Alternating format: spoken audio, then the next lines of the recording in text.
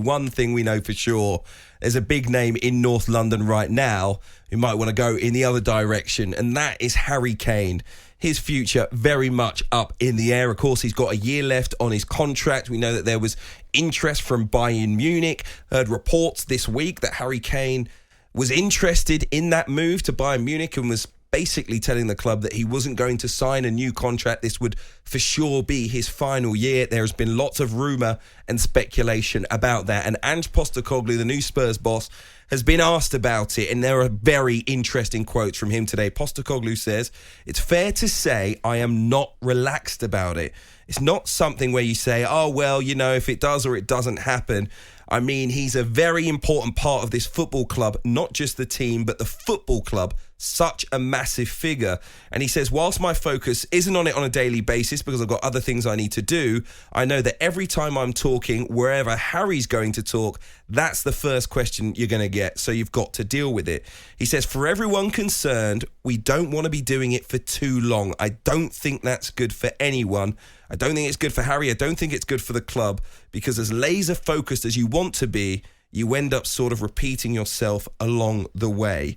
It's not like his contract's ending on the 12th and he's got to make a decision. He's got another year, but I'm not relaxed. I'm not putting pressure on him or anyone else at the football club saying that we need to do this now. But deep down, I don't think any of us want it to go on for too long. He's right. He's completely correct. Like, if you think about Ange Postecoglou's priorities here, it's making sure that his team are totally harmonious and are totally bought in to the project at hand. Like, he's got 3 weeks. Tottenham's fixtures start on the 13th of August away at Brentford. He needs this sorted out by then. This can't be lingering. This doubt in his mind can't constantly be there, because the Tottenham job this season is a very different job with or without Harry Kane. The job that you have to do and the way that you approach doing that job, you go into it in a completely different fashion if Harry Kane is in your team. So he can't really prepare for life this season unless he knows whether he has Harry Kane at his disposal or not. So this distraction is a real problem for Postecoglou and for Tottenham. And I think Harry Kane as well would like it all sorted out. He needs to know, doesn't he? There are times that I think maybe, particularly in this situation with a year left, Harry Kane could be more aggressive about whether he wants to go or he wants to stay, for that matter.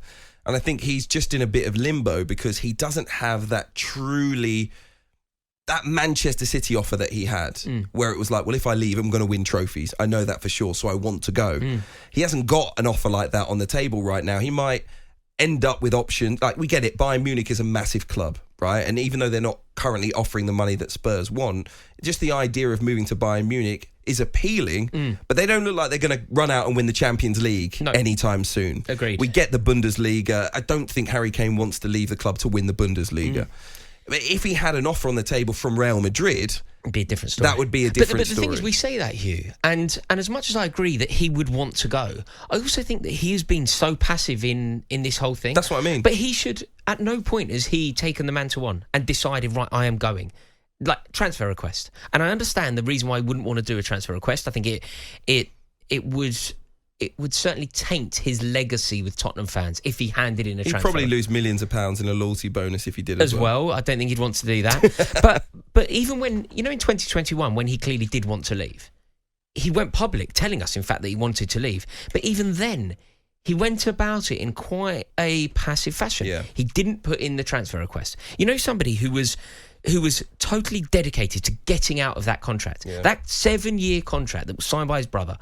That contract, if he really wanted to get out of it, he would have employed somebody, one of the ferocious agents in world football. He would have got hold of one of them to get him out of that contract and force a move away. And it would have happened. We've seen it happen at Tottenham before. Luka Modric. But we should praise him for taking care of his reputation and relationship when it comes to Spurs. The club that's given him so much and that he has given so much to. I think you have to make sense of this. I think what we have to do is break it down into two different things. I can admire Harry Kane for his loyalty, and I can admire him for many reasons. And do you know what I never want to do, particularly when we're judging the person? I'm never going to penalise somebody for demonstrating loyalty. It's a very impressive quality and fair play to him. But then we also have to judge the footballer. And being a winner, being a truly elite footballer, which he is, part of being an elite footballer is wanting to test yourself against the very best at the very best. Yeah. And I feel like he's been a little bit slow on that front. Yeah, he should have been at Man City last year and done what Haaland done. That's what should have happened. He should have won the treble, and he hasn't. And this year, when there are clubs they're elite clubs, whether you think they're in elite form or not, they are elite clubs. Manchester United are so desperate for Harry Kane himself. They're not desperate for a Harry Kane type player. Of course they are. No, but listen, there are a lot of clubs that would love to have Harry Kane's services. But have you seen Manchester United put £100 million on the table for Harry Kane and more if Daniel Levy wants it? That doesn't strike me as absolutely desperate to sign him. But if Kane were to work at his end a bit, if Kane were to put a transfer request in and do whatever he had to do. Do you remember when Cesc Fabregas went on strike from Arsenal? This goes back to my original point. I don't think, as well as Manchester United played last season, they're in that current mode of winning the big trophies, a bit like Bayern Munich. It's a big name, but currently not in that elite Premier League, Champions League winning form. The point, though, here is there are 3 clubs, I believe, that have a hole in their team that Harry Kane would plug brilliantly. Manchester United, elite club in need of a centre-forward. Bayern Munich, elite club in need of a centre-forward. Real Madrid, elite club in need of a centre-forward. Harry Kane is that elite forward. So I think what he should be doing in tandem with his agent is saying, OK, why on earth do these 3 clubs that are all better positioned than my club, however good you think those 3 clubs are, however viable the opportunity of winning elite silverware with these clubs are, it's better than the club I'm at. Why are we not working a situation where I am leading the line for one of those 3 clubs? Harry, you know what to do. It worked for Cristiano Ronaldo. It can work for you too. Sit down with Piers Morgan and Talk TV and you'll be out of that club before you know it. I did want to go back to Postecoglou very quickly and whether he should be so revealing on his feelings when it comes to the Harry Kane situation. Those of you that know Ange Postecoglou from his time at Celtic know that if you ask him a straight question, he will give you a straight answer. He's that kind of character. And he's often very open, and I would never, particularly in the line of work that we have, complain about a manager being so open. But in terms of your football club, Spurs fans, do you think, look, this is going to bring unnecessary pressure on the situation? Because when we get to the start of the season, you having said that you want it to be resolved sooner rather than later and hopefully before the end of the season, when it's not, because it won't be resolved by the start of the season, Harry Kane's in the team, you're going to have to be answering the questions again that you've just said are a big distraction. You're almost welcoming more questions on Harry Kane's future. But Postecoglou here, it could be a play from him. It could be a play from him to get this sorted out. The fans at Tottenham, you know, very partisan fans, very supportive of Postecoglou at the moment. They will have read this. They will be aware of this now. So they will be saying to Levy and Kane, right, sort this out. Because our manager, who we are now pledging unilateral aggressive support to, our manager has said, we need this sorted out. 3 weeks until we kick off against Brentford. We need this sorted out.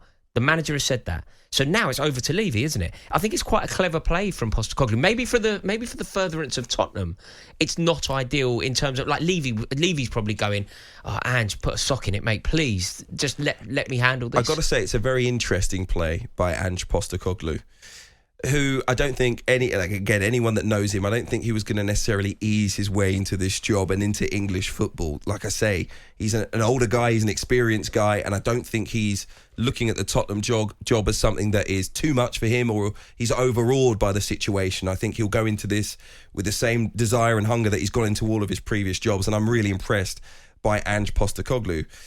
But he's not Antonio Conte. And he's not Jose Mourinho. No. And if one of those 2 managers had put pressure on Daniel Levy to rectify the situation around Harry Kane, you may have seen an instant reaction. I don't know yet if Ange Postecoglou has... Well, he doesn't have anything in the bank with that club, but even in terms of his own reputation as a manager, for him to come out and say, this needs to be sorted out ASAP, publicly was a big decision on his part, I think. Because it could backfire very easily. I agree that it could, but I also rate it. I think it's what Postecoglou... I rate it too, but it was a big decision. It was a very big decision, but I believe it's one that he got right. And as much as you said there, he isn't comparable to Jose Mourinho or Antonio Conte, 2 previous Tottenham managers. Of course, that's correct. The office of Tottenham manager is the status. So the status comes from the office that he is currently serving. And he is Tottenham manager, and that comes with prestige. And it comes with power and it comes with responsibility. So he is doing what he believes is correct, and actually what I believe is correct for his team. Maybe for Tottenham, maybe for Joe Lewis, maybe for Daniel Levy, this is all a bit inconvenient. I imagine Harry Kane isn't over the moon with this either. But for Tottenham Hotspur Football Club, to finish higher up the league, the only way that happens is by getting this issue sorted out, because the Tottenham job with Kane is so different to the Tottenham job without him, and he needs to know what job he's taken. On AM, on DAB, via the talkSPORT app and on your smart speaker. talkSPORT.